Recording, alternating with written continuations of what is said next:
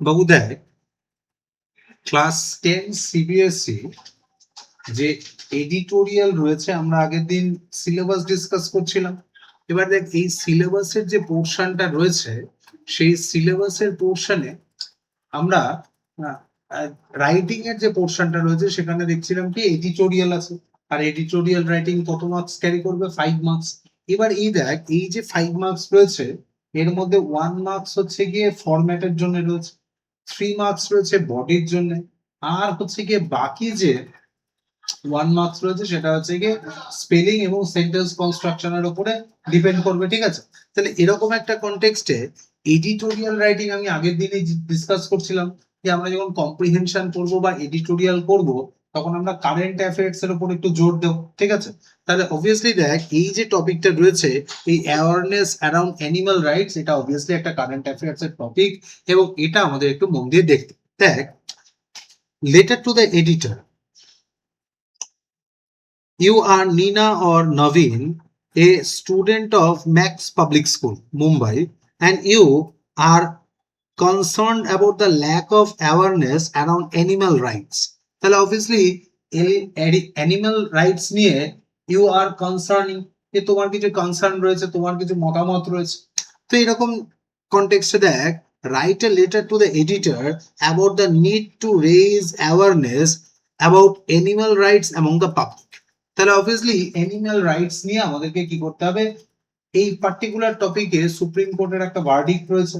In fact Delhi হাইকোর্টে এই মানে ওই স্ট্রে ডগস বা যে স্ট্রিট ডগস নিয়ে বেশ কিছু ভার্ডিক্ট ছিল, এবং ওই কনটেক্সটে আমরা কি করব, এবছর এই রাইটিং এর টপিকটা দেখব। ঠিক আছে, এবার দেখ আরো একটা জিনিস, সেটা হচ্ছে গিয়ে কি, আমরা সারা বছর যতগুলো টপিক করব, অবভিয়াসলি দেখ খাতার যে কন্টেন্টের জায়গাটা রয়েছে ওখানে এই টপিকগুলো একটু মেনশন করে রাখবে। অ্যাটলিস্ট কম বেশি মোটামুটি ধর সেপ্টেম্বর থেকে ডিসেম্বর পর্যন্ত যে ধরনের কারেন্ট অ্যাফেয়ার্স হবে, যে ধরনের সারাউন্ডিংস এ যা যা ইনসিডেন্ট ঘটবে, তার টপিকগুলো আমাদের রেডি করতে হবে ফর এডিটোরিয়াল পারপাস। আর হচ্ছে গিয়ে নেক্সট হচ্ছে গিয়ে ধর কম্প্রিহেনশন বা আনসারিং পারপাস। বোঝা গেল?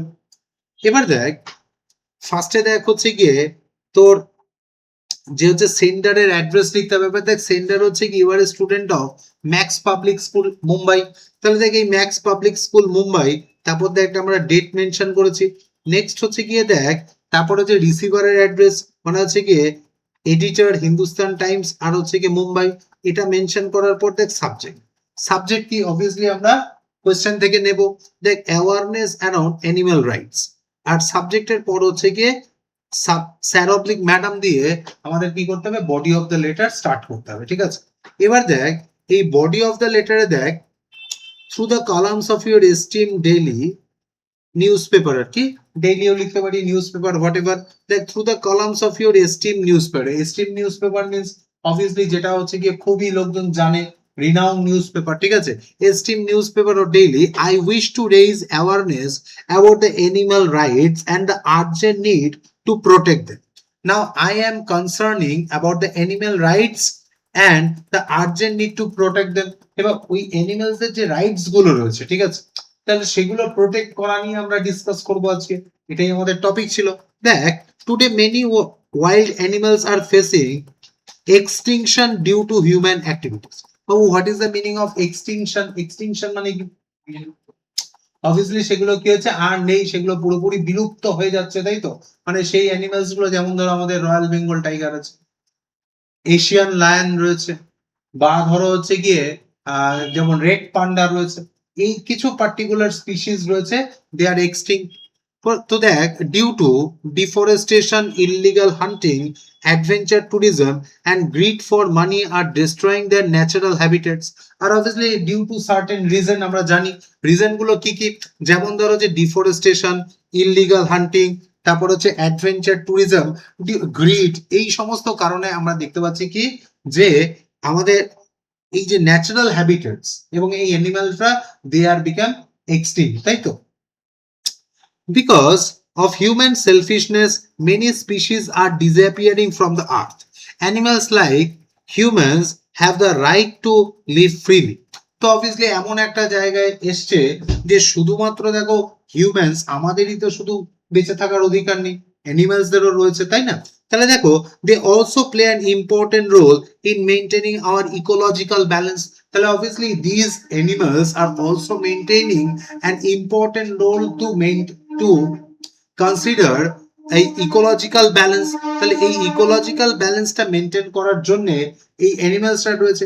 এবার তারাই যদি কি হয়ে যায়, শেষ হয়ে যায়, মানে তারাই যদি অবভিয়াসলি এক্সটিংক্ট হয়ে যায়, তাহলে আমাদের এই ইকোলজিক্যাল ব্যালেন্সটা নষ্ট হবে। ইনফ্যাক্ট সাইন্টিফিক এরকম বেশ কিছু ডিসকভারিজ রয়েছে বা হচ্ছে বেশ কিছু প্রজেক্ট রয়েছে যেখানে মেনশন করা রয়েছে যে দেখো এই যে বীজ রয়েছে, ঠিক আছে, হানি বীজ যারা রয়েছে, এই বীজ যদি এক্সটিংক্ট করে যায় তার কিছু বছরের মধ্যে হিউম্যান রেস এটাই পুরো নষ্ট হয়ে যাবে। তাহলে আমাদেরকে কোন জায়গাটায় খেয়াল রাখতে হবে, যাতে এই যে ইকোলজিক্যাল ব্যালেন্স রয়েছে, ঠিক আছে, ম্যান অ্যান্ড অ্যানিমালের যে ব্যালেন্সটা রয়েছে অবভিয়াসলি সেটা যেন নষ্ট না হয়। And although the government has introduced several programs, তাহলে দেখো আমাদের যেরকম আছে গভর্নমেন্ট 1972 তে ওয়াইল্ড লাইফ প্রোটেক্ট অ্যাক্ট বানিয়েছে। তো গভর্নমেন্টের কাজ হচ্ছে অ্যাক্ট বানানো, লজ মেক করা, গভর্নমেন্ট সেটা করেছে। বাট দেখো হচ্ছে গিয়ে although the government has introduced several programs to protect wildlife, the results are not so effective। তাহলে গভর্নমেন্ট যে এই ওয়াইল্ড লাইফ এই যে রুলস অ্যান্ড রেগুলেশনস বা হচ্ছে অ্যাক্ট সেগুলোকে ফর্ম করছে, সেগুলো খুব একটা এফেক্টিভ নয়। দেখো যদি এফেক্টিভ হতো তাহলে এই ধরনের থ্রেট আমাদের ফিল করতে হতো না, তাই না?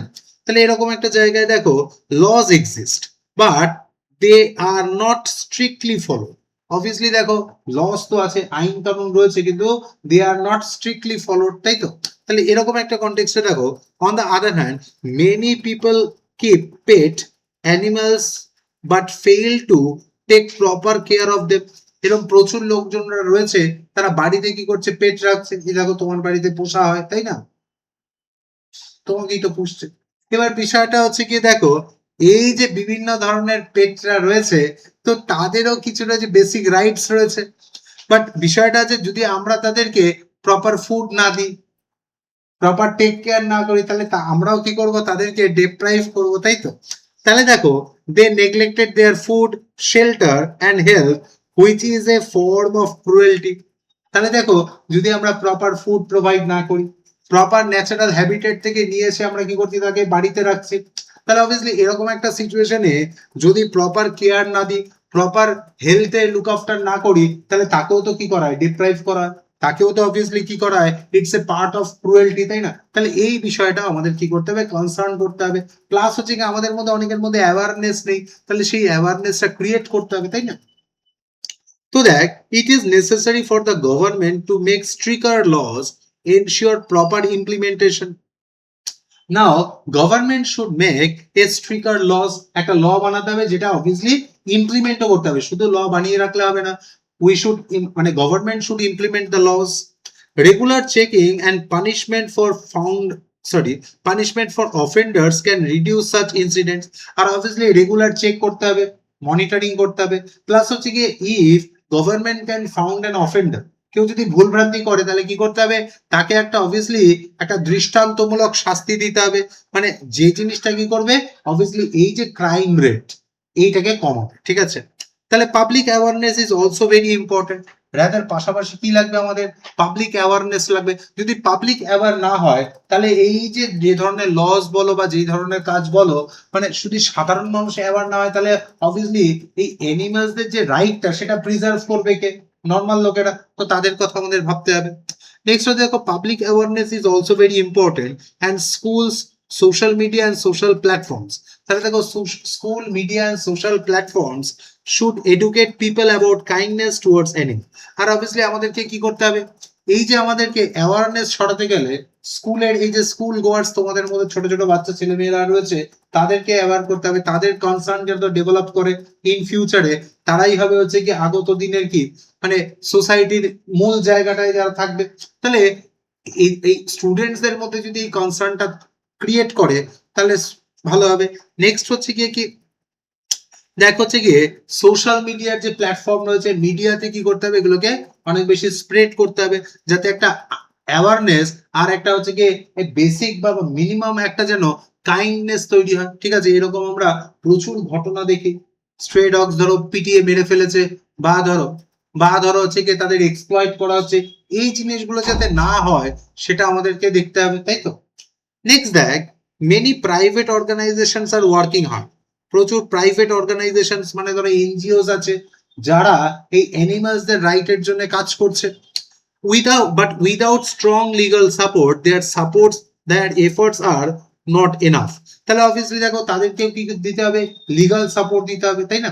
তাহলে দেখো without strong legal support their efforts are not enough. I requested you to kindly publish this letter to spread awareness among the general public. So I request you kindly publish this letter.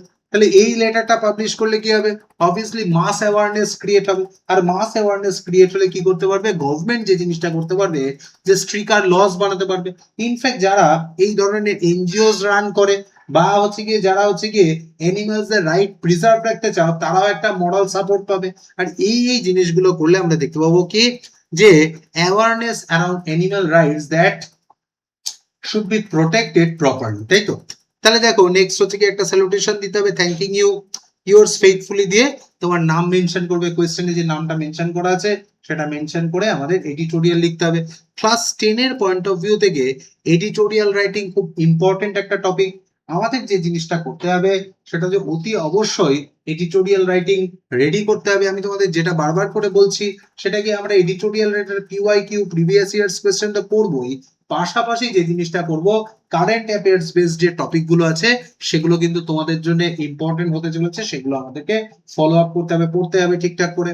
পাশাপাশি তোমরা যেটা করবে, আমি যতগুলো editorial করাবো, আজকে first editorial করাচ্ছি, এরপর যতগুলো এডিটোরিয়াল করাবো অবভিয়াসলি তোমরা সেই এডিটোরিয়াল গুলো একটু সুন্দর করে খাতায় তো লিখবে কিন্তু কন্টেন্ট মেনটেন করবে। আদারওয়াইজ কি পেজ নাম্বার দিয়ে একটু কন্টেন্ট মেনটেন করবে, তাহলে কি হবে, তুমি খুব তাড়াতাড়ি সেগুলোকে অ্যাক্সেস করতে পারবে, খুঁজে পেতে পারবে।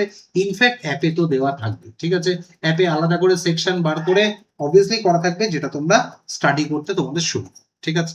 একবার একটু দেখো, যদি কোনোটা বুঝতে অসুবিধা হয় আমায় জিজ্ঞেস করো, আমি বলে দিচ্ছি।